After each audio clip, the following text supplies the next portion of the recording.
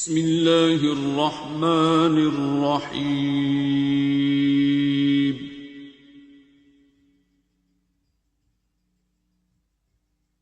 الرحمن.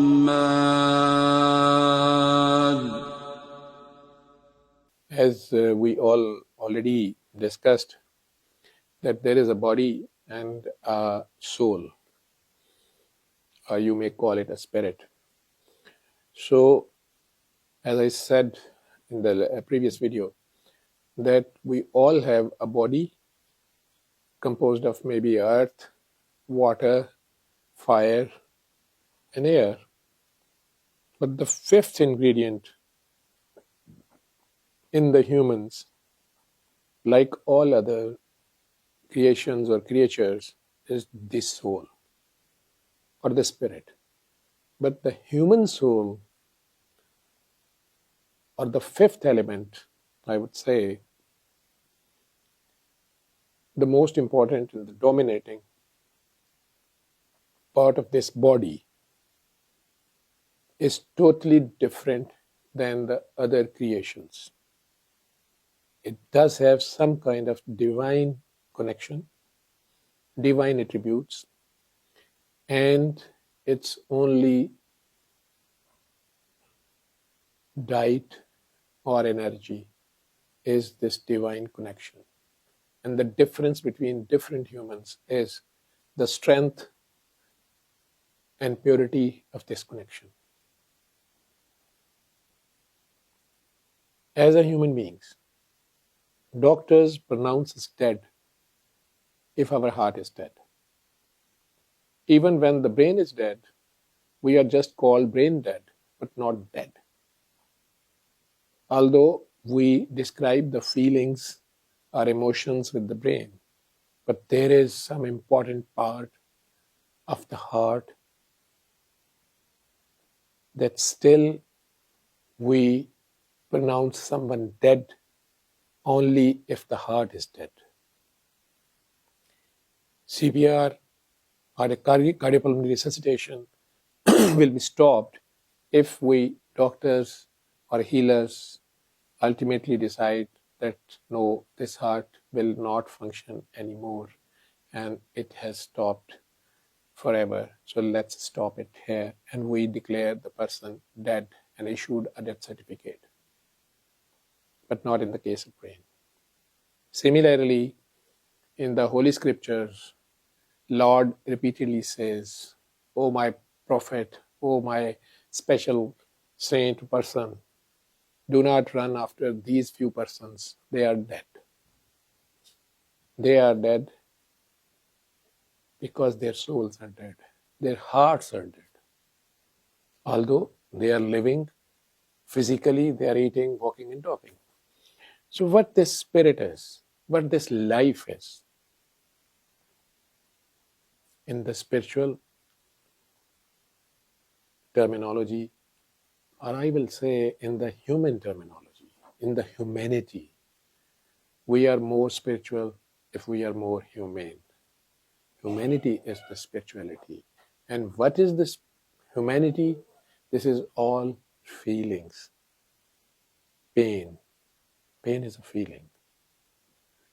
If I say even Creator is pain or a feeling, He feels us, He listens us, He's seeing us, He's always looking at us, He's always concerned about us, He's always taking care of us. Whatever name we call Him, but like a mother, even my physical mom is right now sitting thousands of miles away in Riyadh, but I know still she is thinking about me. She is praying for me, or she is wishing well to me, or she is concerned about my everything. Similarly, this mother nature, or the mother soul, or the Lord, He is always connected with His creations through this feeling of soul. And this soul is whole solely feelings. We all do feel for our own selves and expect from others that they should take care of my feelings. We all are concerned about our pain or our feelings or our needs, but the real humans are who also take care of others' feelings, others' pain. They try to take care and share with the others, and they do feel pain of others. They are more humane. They are more noble. The world respects them more, who worked for a grand cause for whole humanity or for certain other group of people, maybe for his own clan or his own tribe or his own country or his own city, but he has more pain as compared to the other for his own people or his own group of people or community or country or whole humanity. These saints, we call them saints or spiritual gurus or masters. Like I met one of my master, full of pain, the person who cured me, who let me get rid of these three deadly diseases, the three deadly viruses which I accidentally during my job, during my performance in intensive care, while saving a life of other lady, I got pricked by her needle and blood was injected in my right hand.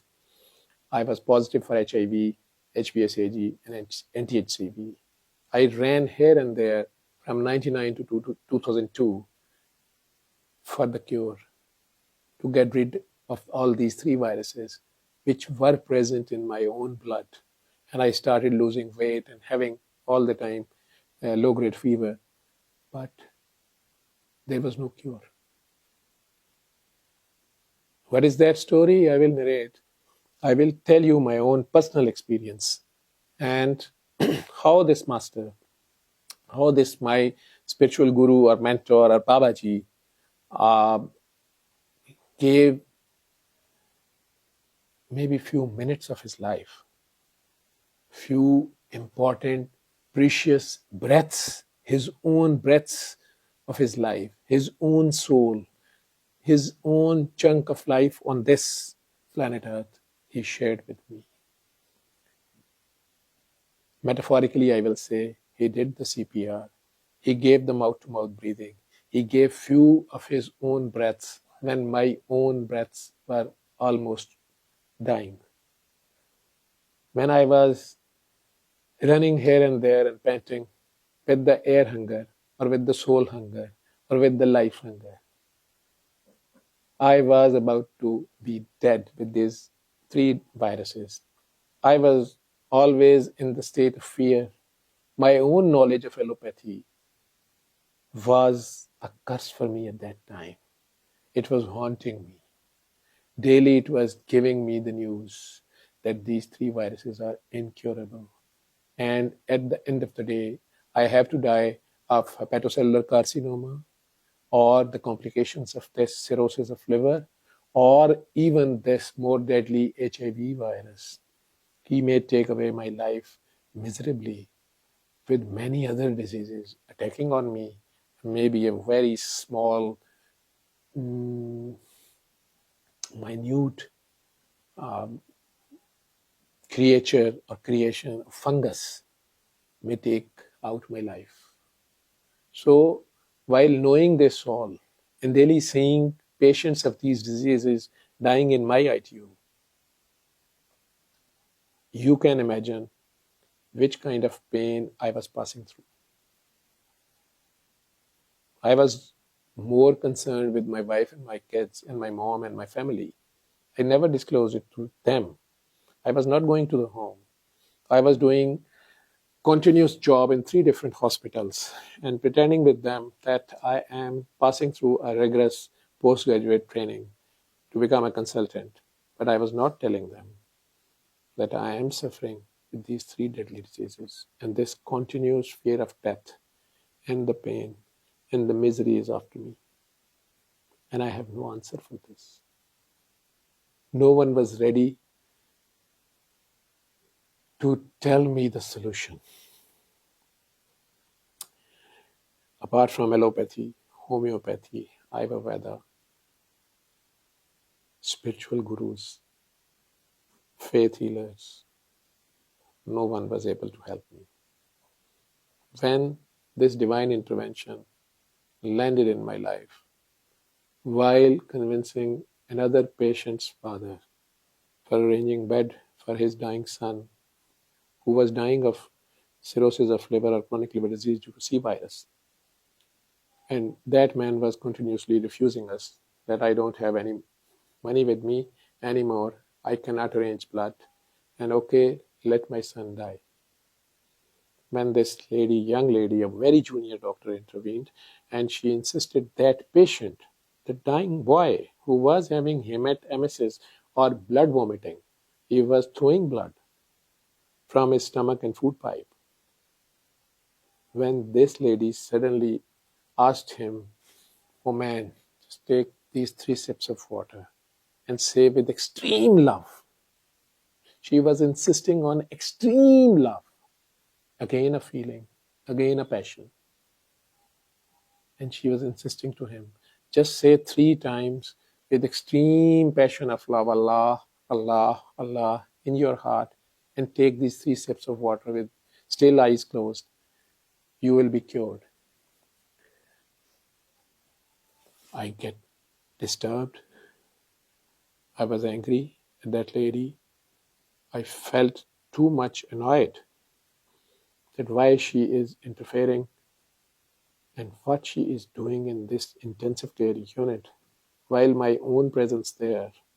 And this such a junior lady, she is giving a false hope to this dying man, and she doesn't know the consequences or the cultural backlash even on this her step of maybe charity at her own part.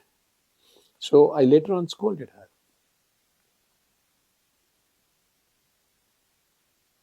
But she was having a different kind of feeling, a different kind of pain. I did had pain from my patients. I was always there from the day one of my medical practice, concerned for my patients and for their cure and to cure their misery. But this lady was offering something totally different and a new, wild idea of curing his soul. She was insisting. Once his soul will be energized, once his soul will be healed, he will be healed. His cirrhosis or his chronic liver disease will be healed. He still can be saved. Although he do not have, or his father do not have any means of arranging blood or other necessary medicines. But she was insisting that healing does not need these tools even.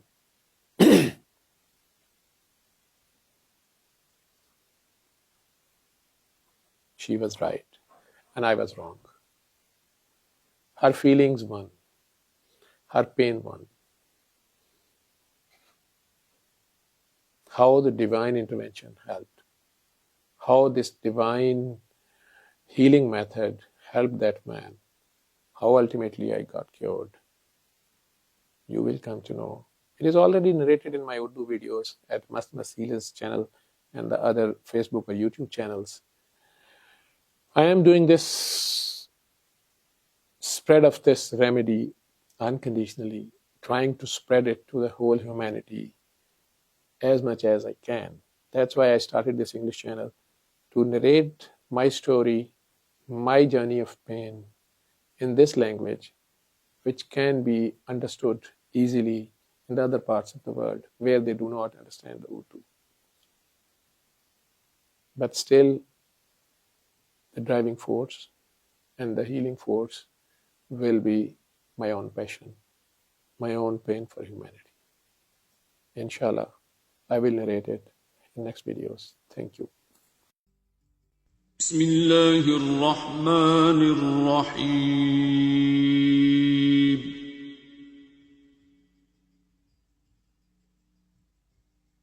الرحمن